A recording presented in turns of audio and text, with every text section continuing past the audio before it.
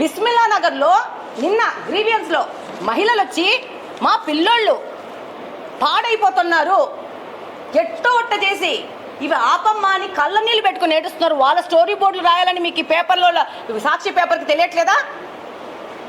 కడపలో ఉన్న ఈ యొక్క కాలువలు చెత్త ఈ సమస్యల గురించి రాయాలని తెలియట్లేదా? ఓ మీ మెయిన్ టార్గెట్ మాధవిరెడ్డి మాత్రమే కడపలో వైఎస్ఆర్సీపీ మీద గలమెత్తుతా ఉంది, వాళ్ళ తప్పులు ఎంచుతా ఉంది కాబట్టి మాధవిరెడ్డి గురించి మాత్రం రాస్తేనే మీ పేపర్ సేల్ అవుతుందని రాస్తున్నారా? మనస్సాక్షి ఉండాలా. దిగజారిపోయినారు. నీ పేపర్ టాయిలెట్ టిష్యూ పేపర్ కూడా పనికి రాకుండా అంత దిగజారిపోయింది. మొన్న రాస్తావు డాక్టర్లకి అల్టిమేటం ఇచ్చింది మాధవిరెడ్డి డబ్బులు ఇవ్వాలని. మనిషికి దిమాకున్నోడికి ఎవరికైనా అర్థమవుతుంది.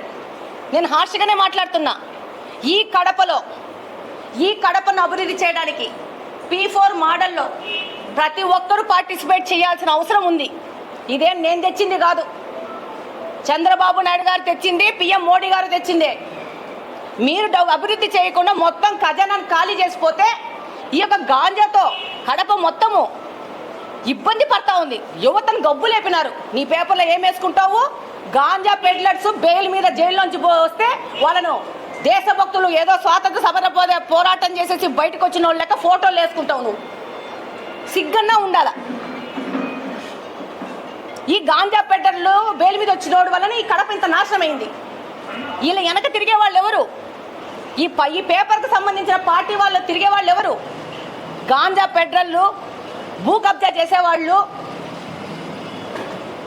నీ వాళ్ళ గురించి రాసుకో.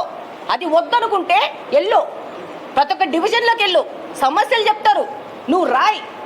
దాని మీద పని చేయడానికి సర్వం సిద్ధంగా ఉన్నా.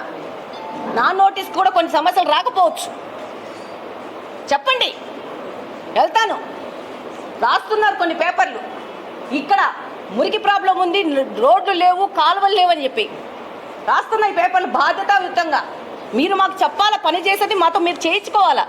చేయడానికి సర్వం సిద్ధంగా ఉన్నాను. అంతేగాని విలువలు వదిలేసి ఎక్కడ పడితే అక్కడ పోయేసి దానికి మాధవిరెడ్డి అనుచరులు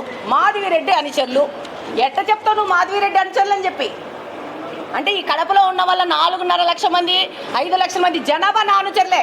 గుర్తుపెట్టుకోండి.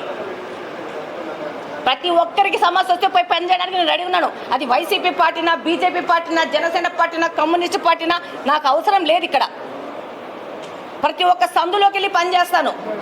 మీ నాయకుడు, మీ మాజీ నాయకుడు ఉన్న సందులో కూడా క్లీన్ చేసి వచ్చినాను మొన్ననే. అది వేసుకోవడానికి నీకు స్టోరీ బోర్డులు లేవా? అది వేసుకోవడానికి అది న్యూస్ కాదా నీకు?